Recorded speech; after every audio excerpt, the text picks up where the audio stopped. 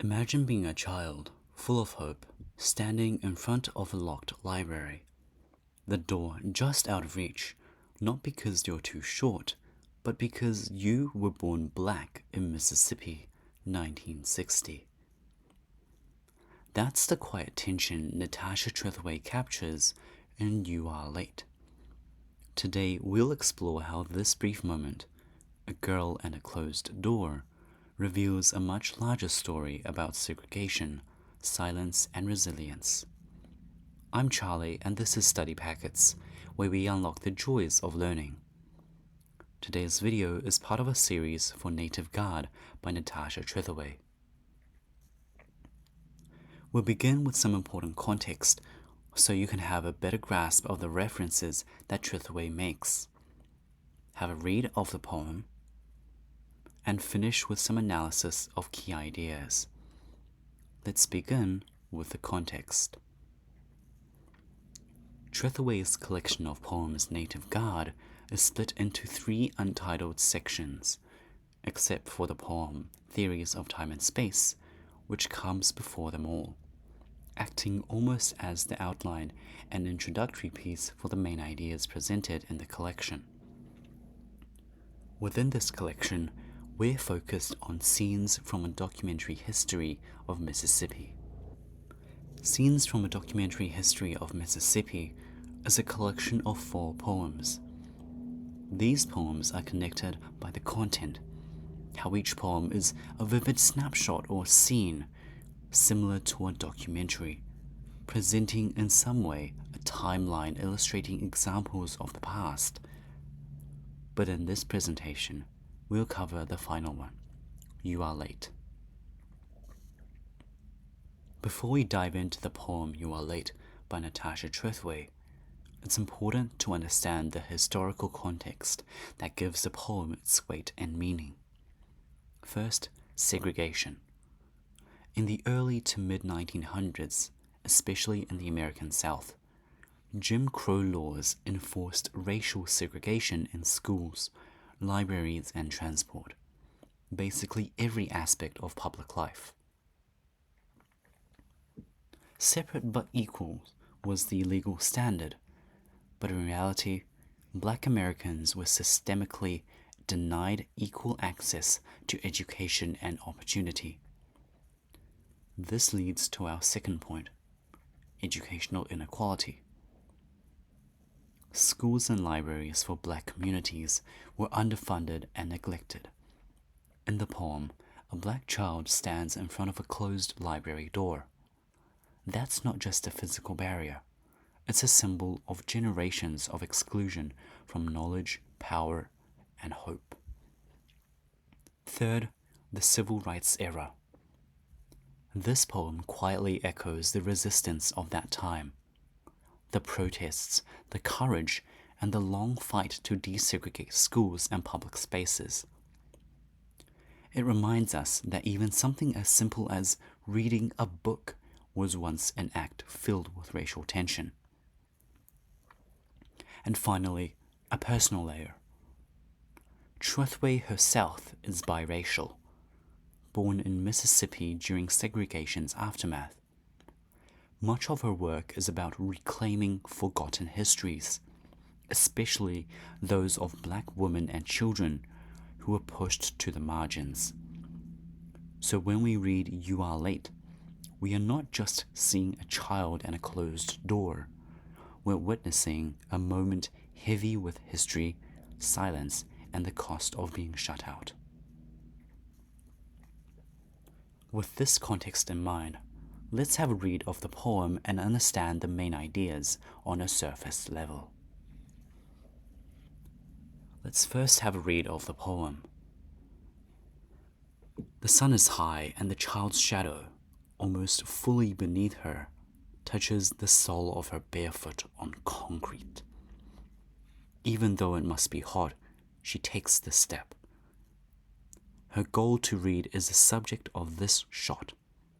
A book in her hand, the library closed, the door just out of reach.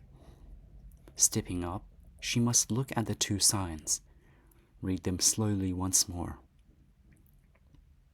The first one, in pale letters, barely shows against the white background. Though she will read, Greenwood Public Library. The other, bold letters on slate, will read her away, out of the frame, a finger pointing left. I want to call her, say, wait. But this is history. She can't linger. She reads the sign that I read. You are late. Now that we have an overall idea of the poem's progression, let's dig into something deeper.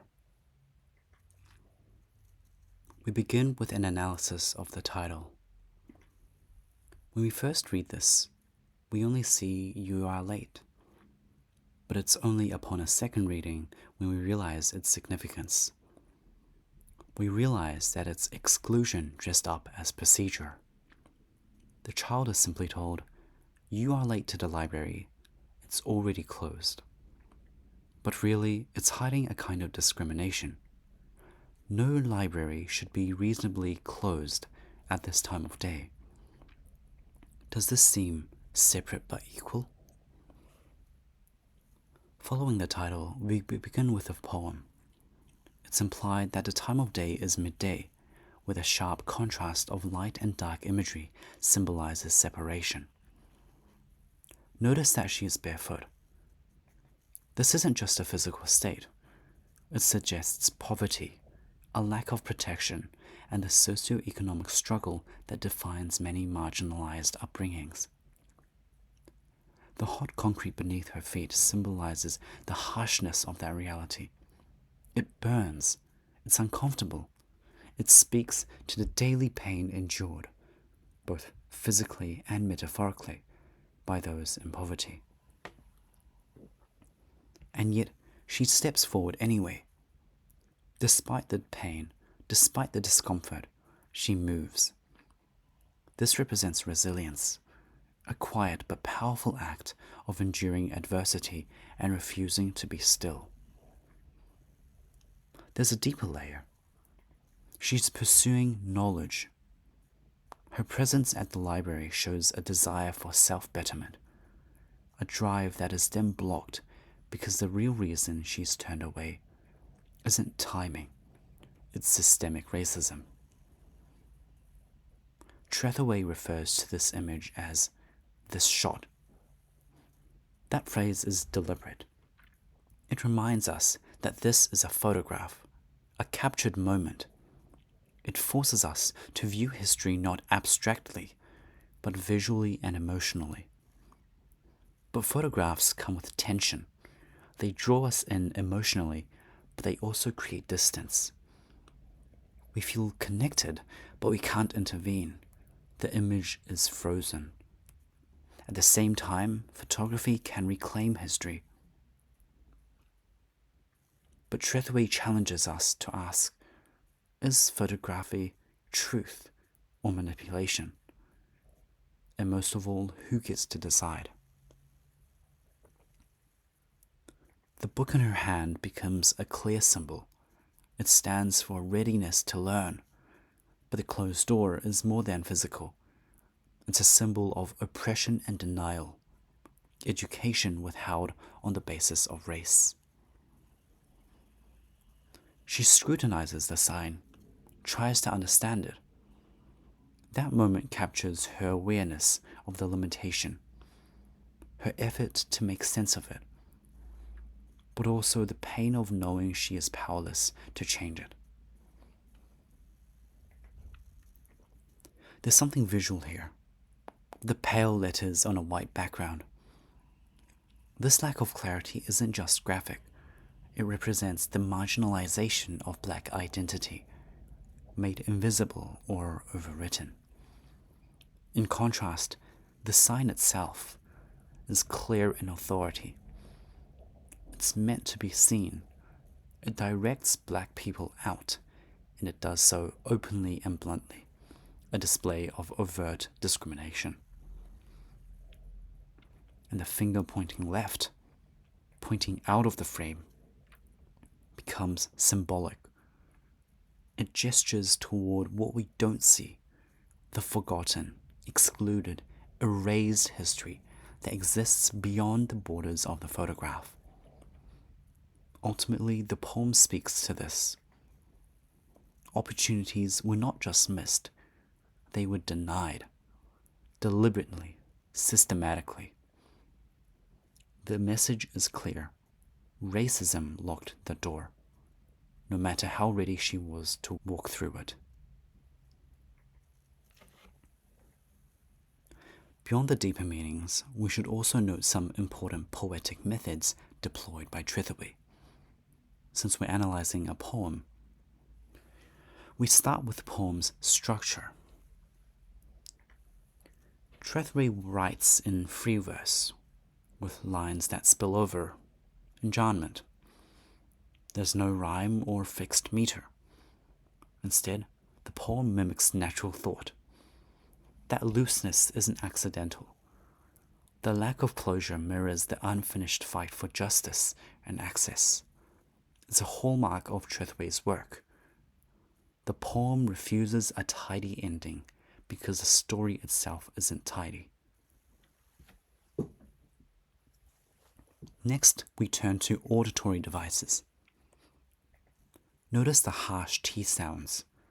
It must be hot. That sharp, almost painful rhythm puts us in the child's place, feeling the sting of the ground and of exclusion. Then the formal consonants of R and D in though she will read Greenwood Public Library.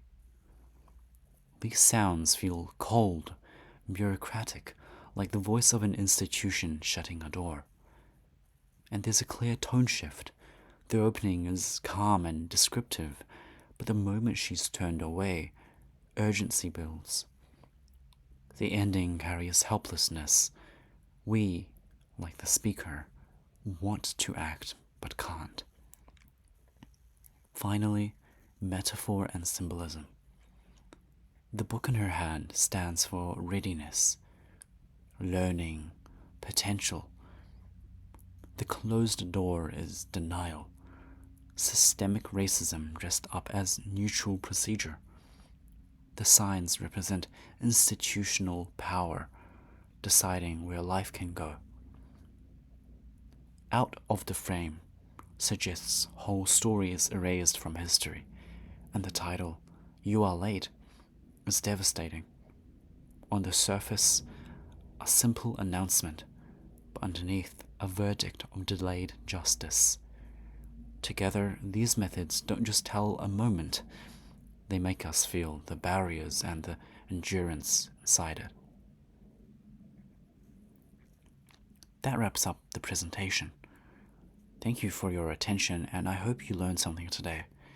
If you found it helpful or interesting, feel free to check out our other videos in the same series, or videos about a different topic.